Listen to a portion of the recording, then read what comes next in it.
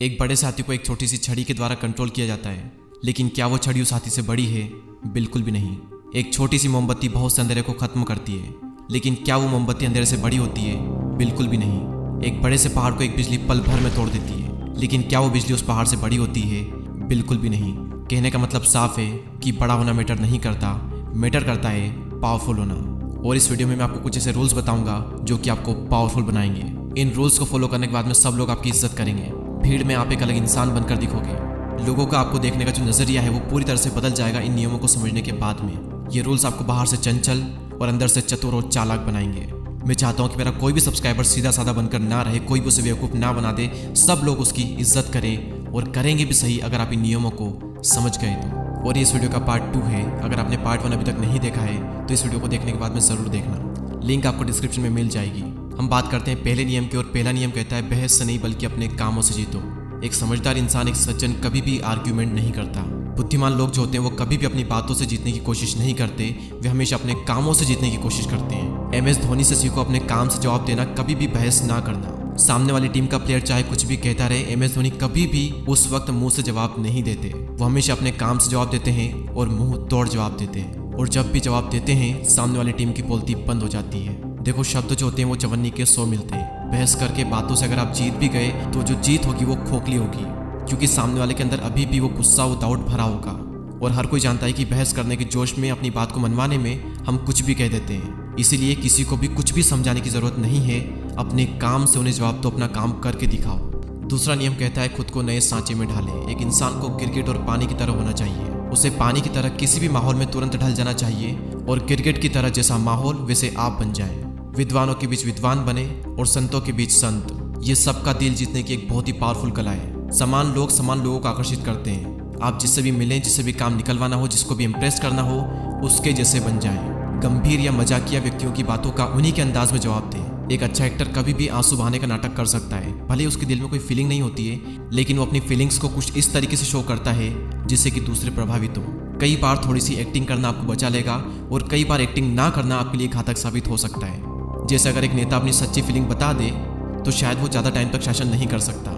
इसीलिए खुद पर काबू करना सीखे। पानी की तरह बने, एक एक्टर की तरह लचीले बने जो अपने चेहरे पर मन चाहा भाव ला सकता है। तीसरा नियम कहता है दुखी और बदकिस्मत लोगों से बचें। आप किसी दूसरे के दुख से मर सकते हो। ये लोग जो होते हैं ये संक्रामक होते हैं। इनके दुख आपको लग सकते हैं। हो सकता है कि आपको लगे कि आप डूबते आदमी की मदद कर रहे हो, लेकिन याद रखें कि ऐसा करने से आप सिर्फ अपनी मुश्किलें बढ़ा रहे हो।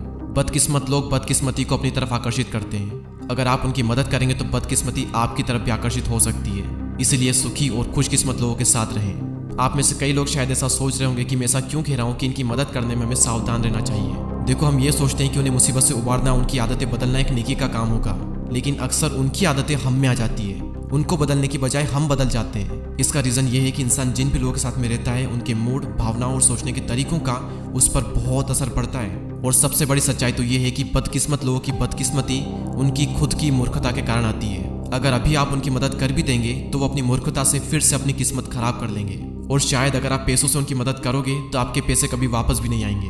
मैंने भी पहले कई बदकिस्मत लोगों की मदद की है, लेकिन अपनी मूर्खता के कारण वे अभी भी वैसे ही हैं जैसे पहले थे, और बल्कि उनकी बदकिस्मती का मेरे अंदर असर हुआ है। मैंने अपना पैसा गंवा दिया और अभी तक वापस नहीं आया। तो खुशकिस्मत लोगों को पहचाने और उनके साथ में रहें। उनकी किस्मत, उनकी आदतें, उनकी फीलिंग्स सब आपके अंदर आ जाएगी। और ज़्यादा अच्छे बनकर दुखी और बदकिस्मत लोगों में अपना कीमती टाइम और एनर्जी वेस्ट ना करें। फोर्थ रूल कहता है अपनी शक्तियों को केंद्रित करें। क्या आपने कभी ये सोचा है कि ज़्यादातर टैलेंटेड लोग अपनी लाइफ में ज़्यादा कुछ बड़ा नहीं कर पाते, और वहीं नॉर्मल लोग कई बार जीनियस बन जाते हैं? इस सवाल का जवाब छिपा हुआ है गौतम बुद्धा की एक लाइन में कि 100 जगहों पर 1-1 फुट गड्ढा खोदने से पानी नहीं मिलता, बल्कि एक ही जगह पर 100 फुट गड्ढा खोदने से पानी मिलता है। और रॉबर्ट ग्रीन कहते हैं कि केंद्रित प्रयासों की जीत होती है और निखरे हुए प्रयासों की हार होती है। यानी कि फोकस्ड प्रैक्टिस की जीत होती है और अलग अलग जगहों पर प्रैक्टिस करने से हार होती है। बहुत से काम करने वाला व्यक्ति कभी भी औसत से ज़्यादा ऊपर नहीं उठ पाता, और यही कारण है कि कई बार जो लोग हमें बहुत ही टैलेंटेड दिखते हैं वे अपनी ज़िंदगी में ज़्यादा कुछ बड़ा नहीं कर पाते। जिन भी लोगों का इंटरेस्ट मल्टीपल चीज़ों में होता है, उनका दुर्भाग्य ये होता है कि वे हर काम में हाथ तो डालते हैं, लेकिन किसी भी एक काम पर उनकी मजबूत पकड़ नहीं होती है। किसी भी एक फील्ड में वो बहुत कुछ बड़ा नहीं कर पाते हैं। एकाग्रता से हाई पोजीशन मिलती है और इंसान बहुत आगे तक जाता है। और रॉबर्ट ग्रीन कहते हैं कि एकाग्रता को बिखराव से ज़्यादा बहुमूल्य माने। अपनी शक्तियों को केंद्रित करें, यानी अपनी सारी पावर को एक जगह पर फोकस करें। 5वां नियम कहता है टाइमिंग की कला में माहिर बने। कभी भी जल्दबाजी में ना दिखे। जल्दबाजी में, हड़बड़ाहट में ऐसा लगता है जैसे कि आपका खुद पर और अपने समय पर नियंत्रण नहीं है। हमेशा धैर्यवान नजर आए, जैसे आपको यह पूरा विश्वास हो कि आखिरकार आप ही सफल होंगे। एक बार एक राजा ने 2 लोगों को मौत की सजा सुनाई। उनमें से एक ये जानता था कि राजा को अपने घोड़े से बहुत प्यार है, तो उसने राजा से कहा कि अगर वो उसकी जान बख्श देगा तो वो उसके घोड़े को 1 साल में उड़ना सिखा देगा। और राजा ये बात सुनकर बहुत ही खुश हो गया कि वो दुनिया के इकलौते उड़ने वाले घोड़े की सवारी कर पाएगा, और वो इस बात के लिए तैयार हो गया। तभी दूसरे के दिन उससे पूछा कि तुम जानते हो कि कोई भी घोड़ा उड़ नहीं सकता। तुमने इस तरह की पागलपन की बात सोची भी कैसे? तुम तो सिर्फ अपनी सजा 1 साल के लिए टाल रहे हो। तभी पहला कैदी बोला कि ऐसी बात नहीं है, मैंने खुद को आजाद करने के 4 मौके दिए हैं। पहली बात कि राजा भी 1 साल के भीतर मर सकता है और शायद मेरी जो सजा है वो कैंसिल हो जाए। दूसरी बात कि मैं भी 1 साल के भीतर प्रकृति की मौत से मर सकता हूँ। तीसरी बात यह कि 1 साल के भीतर घोड़ा भी मर सकता है और शायद मेरी सजा कैंसिल कर दी जाए। और चौथी बात कि क्या पता मैं घोड़े को उड़ना ही सिखा दूं, किस टाइम पर कैसे बिहेव करना है और क्या बोलना है। अगर आपने ये सीख लिया तो आप टाइमिंग की कला में माहिर बनकर काफी शक्तिशाली और शातिर बन सकते हो। हम बाज का एग्जाम्पल लेते हैं। बाज धैर्य से, शांति से ऊपर आसमान में चक्कर लगाता है। वो अपनी शक्तिशाली आंखों से सब कुछ देख लेता है। नीचे के लोगों को पता तक नहीं होता कि वो उन्हें देख रहा है। और जब सही टाइम आता है तब बाज इतनी तेजी से नीचे झपट्टा मारता है कि उससे बचा ही नहीं जा सकता।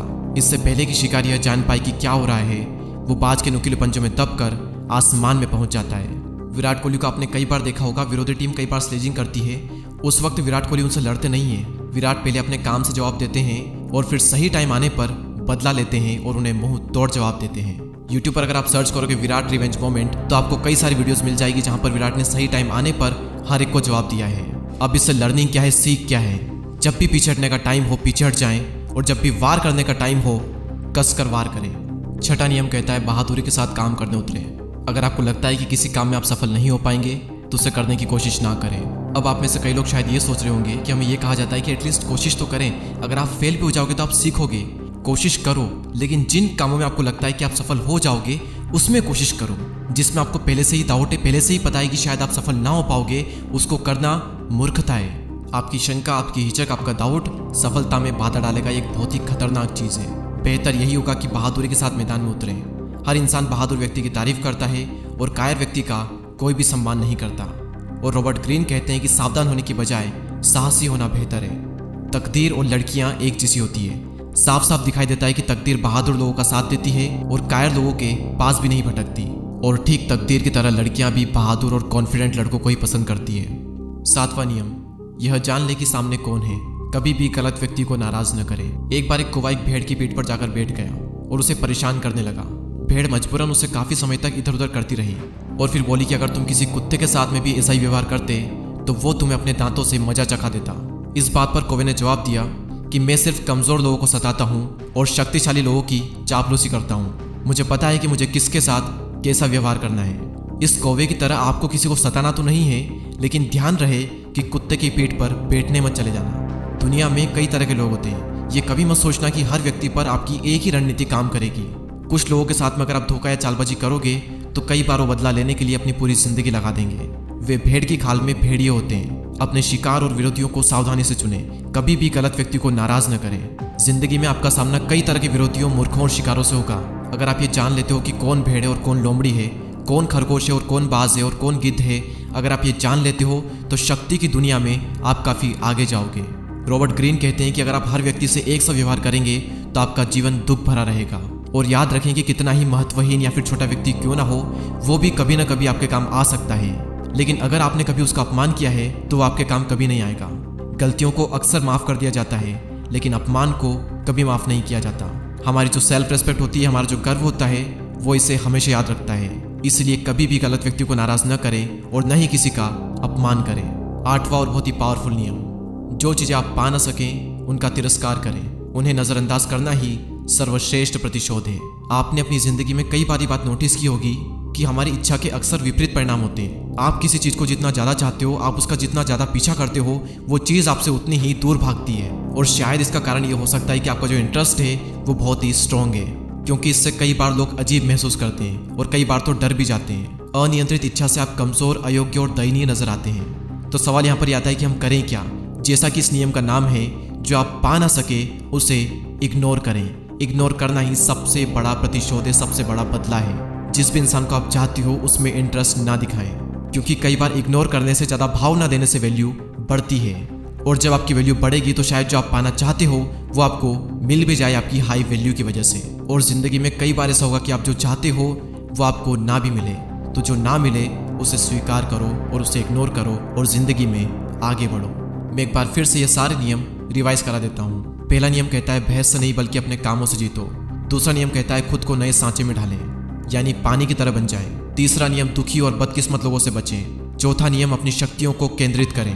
पांचवा टाइमिंग की कला में माहिर बने। छठा नियम बहादुरी के साथ काम करने उतरें। सातवां नियम यह जान ले कि सामने कौन है, गलत व्यक्ति को कभी भी नाराज न करें। और आठवां नियम कहता है जो चीज़ आप पा न सकें उनका तिरस्कार करें, उन्हें नज़रअंदाज करना ही सर्वश्रेष्ठ प्रतिशोध है। अगर आपने इस वीडियो का पार्ट 1 नहीं देखा है तो ऊपर आई कार्ड में, एंड स्क्रीन में या फिर नीचे डिस्क्रिप्शन में आपको लिंक मिल जाएगी। एक बार उस वीडियो को भी जरूर देखें। और ये सभी रूल्स जो कि मैंने आपको बताए हैं ये लिए गए हैं 48 लॉज ऑफ पावर बुक से।